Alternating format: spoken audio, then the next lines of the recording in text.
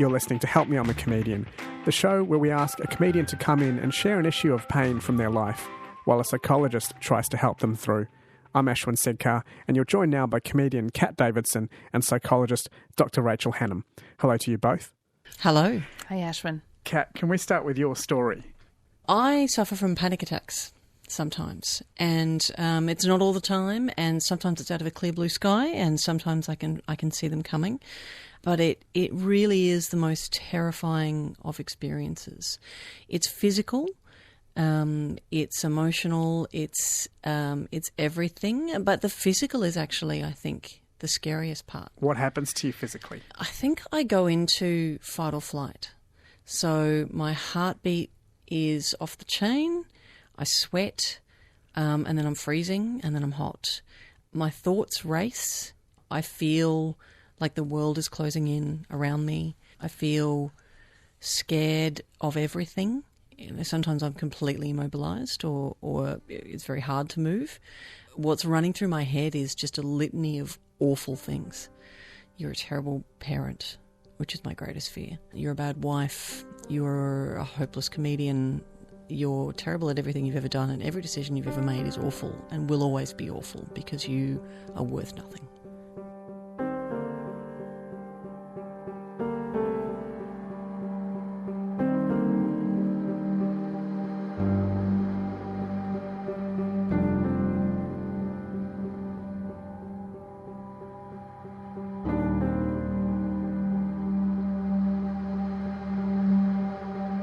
When you're in that state, is there anything you can do about it?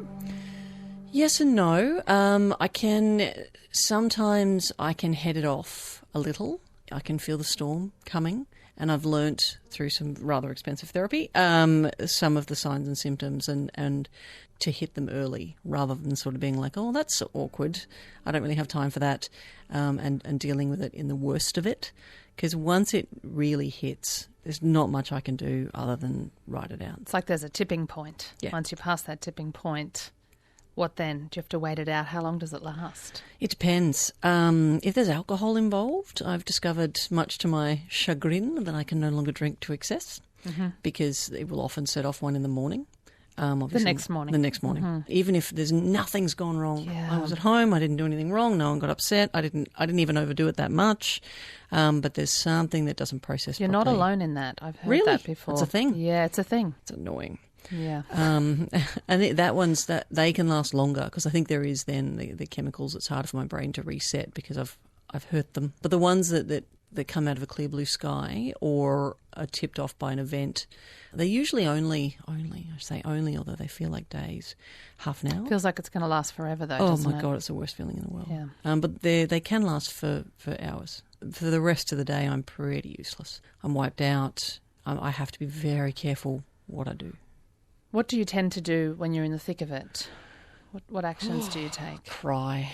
I try and reach out, even though it's very difficult to express what I'm thinking or feeling. But I've got a few friends that have them, so if I can, and sometimes it's only by text. I can't talk without wailing. I will text a friend, Yes, and say, "I'm having a panic attack. Please tell me this ends." Because that's often what I need to hear. reassurance. It will end. You're going to be okay. This isn't forever. Because it really does feel like this is my new reality now. Yes. This is how it's always going to be. Utterly consuming. Sometimes it takes just a person to remind me of the things. Are you breathing? What can you see around you? Have you had some water? Can you move? Get up. If you can, get up. Because it's a thing you least want to do, but it helps a lot. The thing you least want to do is often the thing you need to do. Yeah. You need to get up. You need to walk into the sunlight, even if it's at home and when no one can see you and how messy you look because you've been crying or whatever. Try and get up off the bed. Remove yourself from the situation. And try and turn, it's again a really difficult thing to do, but try and turn the thoughts off or stop obeying them.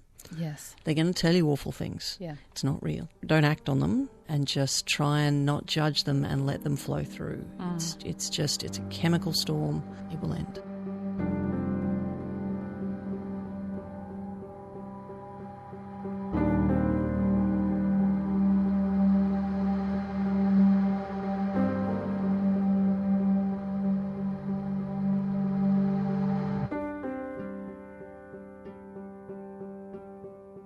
What advice would you give to somebody who's only maybe just had one or two and doesn't thinks that they're going crazy or doesn't know what to do? What advice would you have? I've been there. It took me a while to seek help because that's truly what I thought. I mean, I'm a really strong person. I'm a comedian. I'm used to braving high levels of anxiety and vulnerability and unexpected situations. It's what I do. I'm a communicator for a living. So why can't I? What is this? What is this awful, weak, horrible thing? So my advice to them would be, you are not alone. This is normal. In a way. I mean, it isn't that your body is putting you through this, but it also is. I mean, it's your body's reacting to something. There is something amiss. It's not your fault. You're not weak or bad or stupid, but you do need to figure it out. And while you're well, because you got no shot when you're in it. In the midst of it. So try and seek, if you can, see a professional.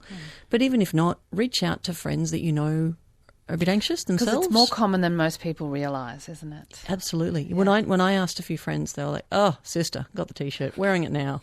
Yeah. And it's not just women.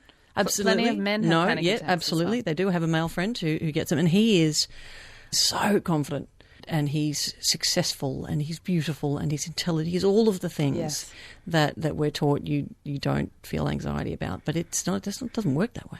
I've had a similar experience where I was performing to a group of 300 people back when the Albion Comedy Club was open, and that was fine.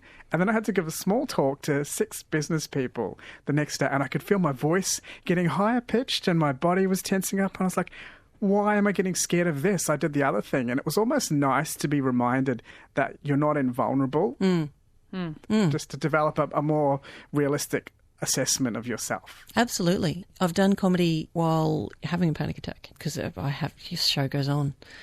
I'm booked to do it. I've got to do it. But as soon as I set foot on stage, the noise quietened. I don't know if it's a different part of the brain you use when you walk on stage or the fact that I had such a clear purpose. But the Dr. Theatre thing kicked in, and whilst it still bubbled away, and it certainly didn't kill it, I got it done. And I didn't, according to people who were there, I didn't look nervous.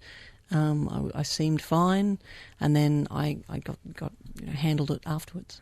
That's a good message for the audience, isn't it? We often magnify the problems in our own head, whereas other people don't really notice the inner turmoil that we're going through. And it's such a judgment comment.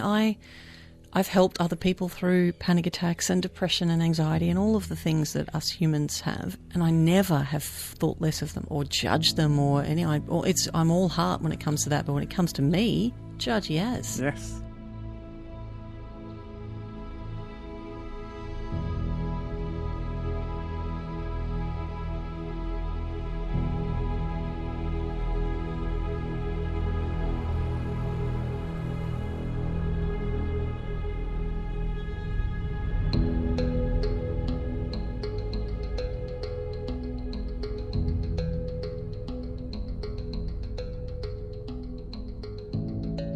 Can you tie these panic attacks that you're having to anything that happened in your childhood? Yes, but only with help. It wasn't automatic. My dad is a truck driver, was away a lot. He's also an alcoholic, recovering now since 2000 with incredible strength. So there was issues of abandonment, issues of not feeling enough because I was too young to understand. So, that Dad had to work, and it certainly wasn't personal, but it feels personal when you're 7. So there was a bit of that I hadn't processed. There's a bit of history in the family on Mum's side of anxiety, so you might help me out with the genetics on that, whether that's a thing. It's a thing. We are born with a genetic proneness or predisposition towards anxiety, towards depression, towards both for some people. Oh, I got the perfect storm on both sides. Yeah. Also a long history on both sides of addictive personality issues, which also doesn't necessarily keep you stable. So yes is the short answer. You also had to be quite a friend to your mum quite early on. Can you talk about that? Yeah, well, with Dad away a lot, Mum was lonely, and she, as you would, reached out to me, and we helped each other through. We were each other's support, me and my brother also, but the relationship between a mum and a daughter is often quite different, and ours was, we were the best of mates, which was both a wonderful and a difficult thing, because we lent on each other in a way that I'm not sure I was able to process or handle because of my age, because I was so young. And I feel I'm getting anxious talking about this because the thought of my mum feeling guilty or thinking that she's done anything wrong as a mum breaks my heart, because she's just a ball of love. Yeah. But this was the situation we were in. And I think the processing of those sorts of emotions so young and those feelings of abandonment and those kind of things, I didn't have the skills or the maturity to do it. And I think some of that translated into anxiety and into feelings of not knowing necessarily how to handle my own feelings or how to connect with people with the concern that they might leave me. And that's travelled my insecurities in terms of people not wanting to stick around me. I'm 43 and comes into adulthood with absolutely. you, doesn't it? It's interesting. I was just talking with a client this morning about John Bradshaw's work and other, amazing psychologists' work on shame and the connection between being, he uses the word exposure, exposed to situations at a young age which you're not ready for, which you don't have the skills for. It can be just as innocent as, being expected to be able to be a comfort and confidant to your mum because she really needed that, but you're a bit little to really know what to do. And so there's a sequence that happens, and it kind of mixes together, but the sequence includes, I want to be there, but I don't know exactly what to say or do right now. And in that, I don't know what to do or say, there's a sort of an isolation and a panic, and that can lead to a sense of shame later on in a child because, they feel like they should know what to do or what to say. They want to fix it. They think they should be able to, but they also can't. They don't have the maturity and skills. So it can lead to this vicious cycle of sort of anxiety and shame. And with Dad struggling with his illness as well, it was difficult to connect with him. And some of that I think I took on myself, not understanding the nature of his illness and, trying to connect with him sometimes and couldn't because he was drunk. Like, I feel disloyal speaking about it because he did the best he could. Absolutely. Everyone did the best they could. They all did. With the hand they were dealt. And yet it's still important that you understand what happened and maybe that they understand. It's a dynamic. It's no one's fault.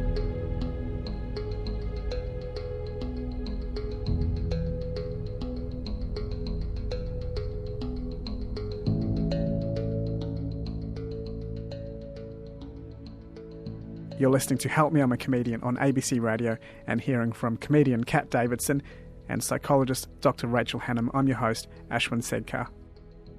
In my early 20s, was probably angry and not really understanding why. I took quite some distance from them when I left home. Nothing was wrong, no one hurt anyone, but I just felt something. And now I'm a little bit older and I'm a parent. I have a better understanding of it and I just want to wrap them up and cuddle them, but I also do have to process what the truth of that was. Rachel, what are some ways that we can resolve some of those dynamics that were formed in childhood? I tend to notice a process that a lot of people go through, say when they start therapy, but I'm sure this is also the case for people who don't go to therapy. At first they'll come and say, I had a wonderful childhood, my parents did the best they could, which actually ends up being their final analysis as well. But everything was fine and we didn't get abused and they're great parents. But I got all these issues, I got depression or I got anxiety. And then they sometimes, as they come to look back and understand the sequence of things throughout their life, they might go into blame. They might start getting angry and blaming one or both of their parents. And I see that as quite a natural stage. But I also want to shepherd them out of that blame to more of an understanding rather than blame. And accept a compassion for their parents. Their parents did the best they could. And once you become a parent, as you know, you do get quite a bit of compassion for what a tough gig it is to balance everything and absolutely meet your own needs and your children's needs. Hopefully they arrive at this compassion for themselves and others, but with an understanding of the reality of what happened, which I think it's important not to deny what happened either. Kat, how has that affected the way you've raised your daughter? It's been such a massive learning curve, raising our daughter, because neither of us, my husband and I, both were quite passionate about not having kids for different reasons. And then when I turned 35, my clock went off and we're having kids now. So we didn't spend a lot of time with children. It wasn't kind of part of the plan. So when she was born, we felt like an alien had descended. And I guess as a lot of parents do, and then trying to figure out how to raise her and how to be the best parents we can be and how to make her the most incredible human being on the planet. And I have this constant worry, as an anxious person anyway, but a constant worry that I'm not getting it right. Because I see my parents as two people who raised us with all the love in the universe and took every intent to get it right and to raise us, to be happy and well-grounded and all of those things. And I see that in some instances that's not what happened. And that terrifies me because I then think, what am I going to hand down to her? My anxiety, my panic attacks, my depression, I'm not necessarily going to get this right either. And my husband is really good at trying to balance that and saying she's being raised with love and we're going to stuff this up in 17 million different ways, but we're also going to raise a child who knows that she is adored. Have you heard of the phrase, the good enough mother? Yes. Yes. Winnicott? Yeah. Yes. I always go back to that as a mother. Yes. I'm a good enough mother. I also want to give her the opportunity to make mistakes and to build resilience. Because I teach university students who don't have resilience.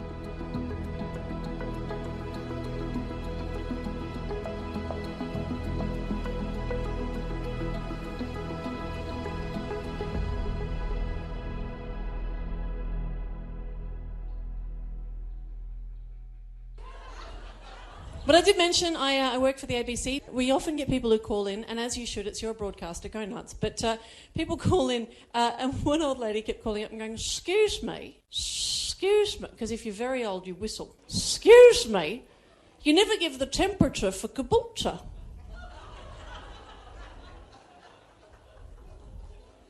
I thought about it, that you're quite right, ma'am, we don't. But she would call on a daily basis, because I'm not sure she remembered she'd called the day before, bless her.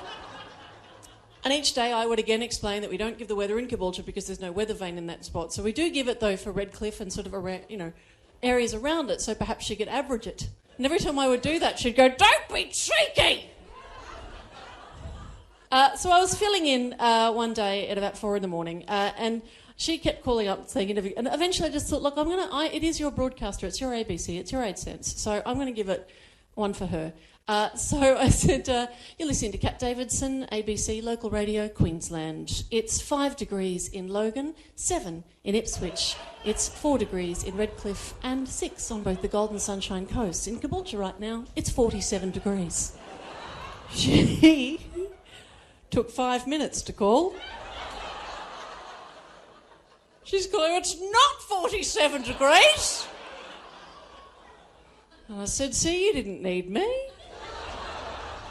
Are there any principles, though, for anyone listening out there who has become a new parent, of what works, how authoritarian to be, how friendly to be with your child? Are there some general rules that we've learned about what makes for raising a healthy child? There are lots, I think.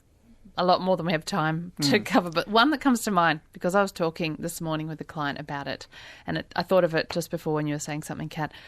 Children start protesting at about the age of 18 months, as you would remember. They have many protests about things. And some experts say that the way we deal with our children's protests is very important to their development. So as soon as they start having a voice and a sense of either I don't want that or that's not okay by me, and expressing emotions such as anger and frustration or fear or sadness, how we handle that is super important, because we want to walk that fine line between, building resilience. We don't want children who are going to fall apart at the drop of a hat, but we also don't want to do the old school parenting thing of previous generations and shut it down so that the child gets the message that my feelings don't matter and I don't have needs and I'm not allowed to have needs, which I think previous generations very much got that message. And so there's a lot of shame that builds, because it's like, I feel ashamed for having needs and now I'm expected to know what to do and I don't, so I must be an idiot, rather than the adults are expecting too much of me. Children internalise. The vast majority of children would rather see their parents as gods and perfect caring beings and protectors. Of course, that helps them feel safe. So anything that's going wrong out there, they will blame on themselves very easily. I think if we're aware of that as parents, we can help correct children's perceptions. I think a big thing is saying sorry. I've always practiced this with my children. If I lose my cool, I'll go back and say, I don't like how I reacted before. I did overreact, not my best self. I'm sorry. I want to model the fact that you can repair a relationship after a rupture so that they take that on board and don't internalise it. But if they've done something wrong, also hold them accountable for that. So it's walking that fine line and teaching them to be able to express their emotions, which is not the same as giving in to children. It's a particularly tricky thing if you're not sure about like for me, if I'm having I'm not always anxious, but sometimes I am. And then I think, am I just filtering through that? And am I processing what she's doing through my weird filter? And what effect is that going to have on her? And then I get more anxious thinking about that. And I'm trying to learn that the good enough thing, and also just being honest with her. Like I spoke to my psychologist about that and was like, how do I make sure I don't inflict this on her? And she said, be honest with her. Yes. Mummy's feeling a bit tired today. Absolutely. Or, Mummy had a really rough day at work, and that doesn't make it her fault. So if I sounded a little bit short with you, it is absolutely nothing to do with you. And I agree. And I'm sorry. I call that taking your kids backstage, taking them behind the curtains to see what's going on so that they know that it's a result of, something you're struggling with and they won't personalise it, hopefully. Hopefully. And humans have, and then they hopefully get to see, I don't want to do it too often because I don't want to, she's not my sounding board. Yes. And I don't want her to feel responsible for how I feel. But you're human and you need her to know that. So it's okay sometimes that we're not okay. I recall my mum and dad trying very hard not to show if they were struggling, and I could see it, and sometimes they'd talk about it, but only if it was impossible to ignore. But I would watch them try and tamp it down. If mum was upset about something or if dad was kind of dealing with something to do with his disease, again, like we were talking before, I wouldn't at that age, I wouldn't have known how to handle it, but it also does have an impact if you can see something and not understand it. Whereas if they perhaps, or if I internalise it, say, there is something going on, you're okay, I'm okay, rather than just have a kid be like, what is that? Did I do that? What is happening? And the confusion, they can easily swallow that right down and it ends up feeling like it's about them. And learning, we don't talk about that? All right then. A couple of times with our daughter, she's refused to do something or she's just being difficult. I'm using quotations you can't see in that. And it triggers me. I'm like, what is your problem? And if I actually ask her, sometimes she'll tell me. Why don't you want to wear those shoes? Or why won't you put your socks on? And the answer is not because I want to annoy you. It's because they itch my feet. Or it's because it's hot and my feet, I don't like the feeling of having them on. Without having that conversation, all you're thinking, the conversation in your head is, I just want to bug you and make you late for work. And I think that is a very new thing just in the last few decades of asking children, what's going on? What do you feel? Up until the 70s in children's hospitals, in the terminal illness section of children's hospitals, so this is 30, 40 years ago, they didn't tell children, the doctors and nurses were told not to tell children that they were dying. Oh my God. And then some researchers went and said, what if we asked the children? And they did, said to the children who were dying, and no one had told them, what's going on? What do you think's happening? And the children said, I think I'm dying. But no one's talking about it, so it must be really bad. And the researchers found out this is really not a good way to handle this situation. We'd better be honest with these children and explicit, so this secrecy and silence stuff has been going on for so many generations, and it's, to me, really cool that it's changing.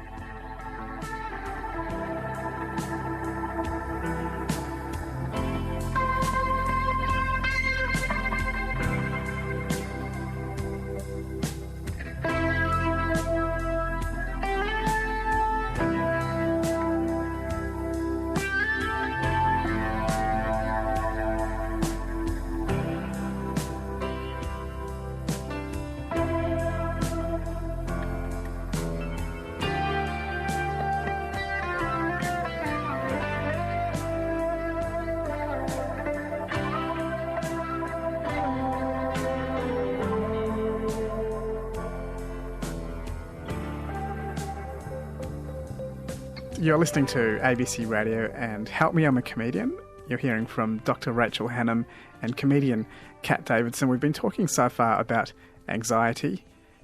Cat, in 2011 you had quite a difficult year that also triggered PTSD. Can you explain what happened there? I was on air for the ABC as an emergency broadcaster in Toowoomba when the floods happened. I gave the first evacuation warning. I was very new to emergency broadcasting the studio in Toowoomba looks out onto the main street, and I'm broadcasting and watching cars being swept along in the flood.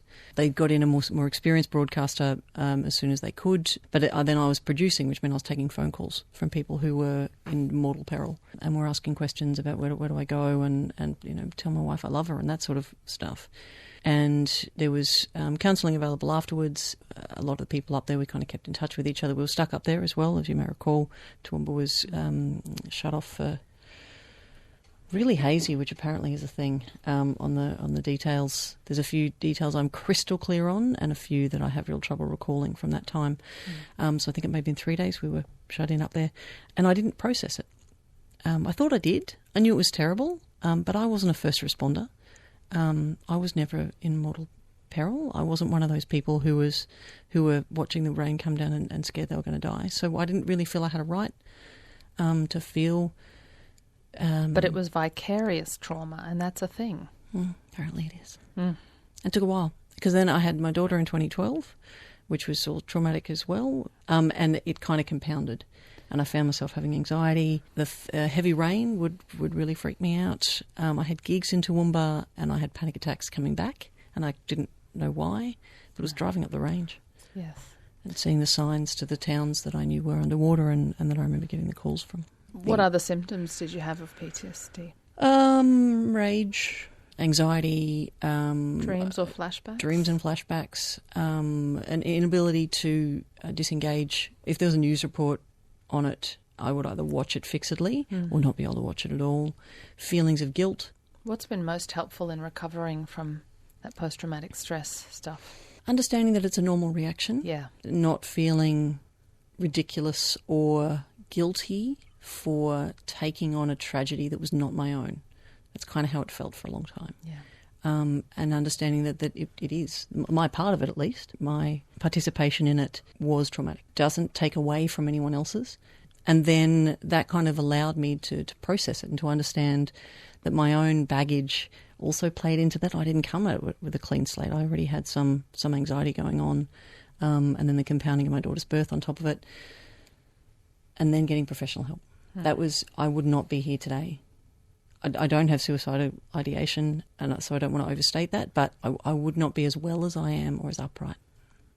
If you hadn't got professional Absolutely help. not. Rachel, what's the best way to deal with a traumatic event in your life? How much should we dive into it and process it, and how much should we let it go? What's the balance to be struck? I think some people don't necessarily realise they've experienced trauma early in life or more recently. Some people think it's fear for one's life or another's life, and that's definitely what you experienced in that situation, Kat.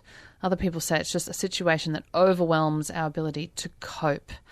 So we're in full fight, flight, then we're in a kind of freeze response because we don't know what to do. People think, trauma's a car accident or being in war, but it's really what happens inside of you. Often trauma will bring up old trauma as well. And in fact, one of the biggest predictors of PTSD is having had previous trauma because of that cumulative effect that you spoke about. Getting professional help is almost always the answer. Many GPs now are trauma-informed, so that would be a good first place for people to start is by going to their GP. General self-care is really important if you're experiencing post-traumatic stress. As well as getting the tools and support, you need to do what you can to make sure that you are not drinking and drugging too much, that you are getting some sleep. Again, GP can be helpful for these sort of issues. Right. Being in the arts probably doesn't hurt as well if you can have a source of expression. Oh my gosh, it's the most cathartic thing in the world. Yeah. The feeling of being able to step on stage and reclaim my power and make people laugh, just bring some joy into the world, even if there's a bit of darkness happening in my soul. You've been listening to Help Me, I'm a Comedian. I'm Ashwin Segkar, and you've been hearing from comedian Cat Davidson and psychologist Dr Rachel Hannam.